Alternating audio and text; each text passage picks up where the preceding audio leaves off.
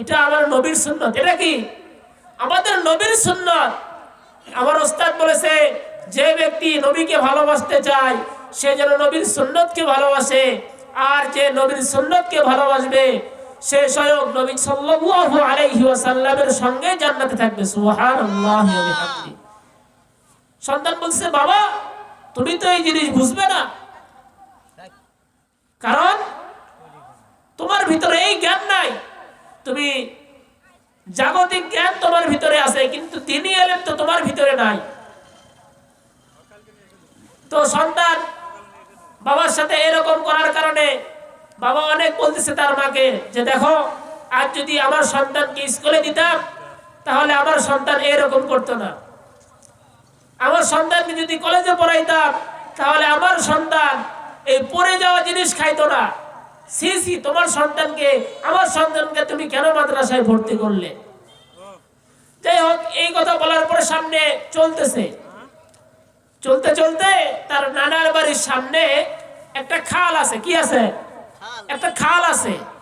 খালের উপরে বাঁশ দিয়ে দুই পাশে বাঁশ গাড়া আছে, যে এই খালে এই বাঁশের উপর দিয়ে পার হয়ে যাইতে হবে। পানি তেমন নাই, খুব কম, কিন্তু বাঁশের উপর দিয়ে কি করা লাগে? যাতায়াত করা লাগে। তো এই সন্তান এবং তার মা বাবা এই বাঁশের উপর দিয়ে পার হওয়ার সময় হঠাৎ করে পা পিছলে এই সন্তানের মা নিচে কাদার ভিতরে পড়ে গেছে। কার ভিতরে? কাদার ভিতরে পড়ে গেছে। এখন তার বাবা, সন্তানের বাবা স্ত্রীকে টানতেছে যে, ওঠো, পড়ে গেলে কেন? এখন সন্তান বলছে, বাবা পড়ে যাওয়া জিনিস তো খাওয়া যাবে না।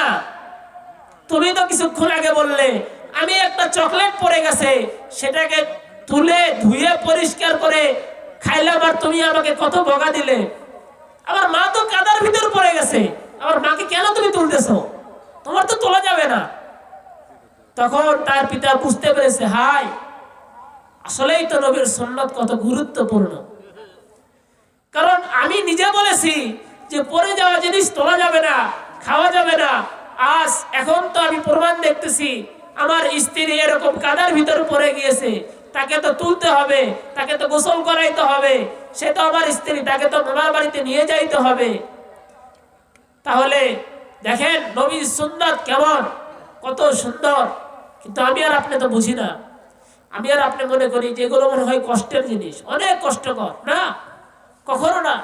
ইসলাম এটা কঠিন কোনো জিনিস না। আমি আর আপনি কঠিন মনে করি, তাই আমার আর আপনার কাছে কি মনে হয়? কঠিন মনে হয়। জন্য নবীজির সুন্নাত, প্রত্যেকটা সুন্নাত আমি আর আপনি বুঝি না। মুসলিমরা হাসি দেওয়ার পরে আলহামদুলিল্লাহ বলে।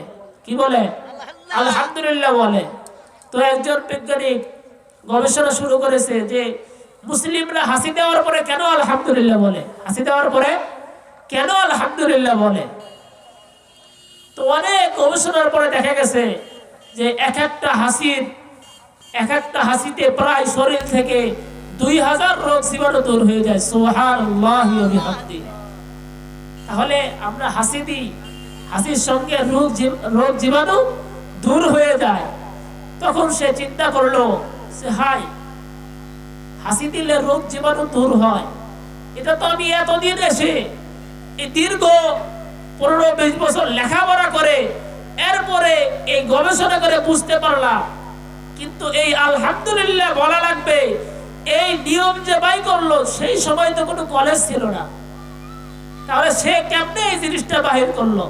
তখন সে এই গবেষণা করতে গিয়ে দেখলো না, হযরত মুহাম্মদ সাল্লাল্লাহু আলাইহি ওয়াসাল্লাম সে সাধারণ কোনো মানুষ হতে পারে না।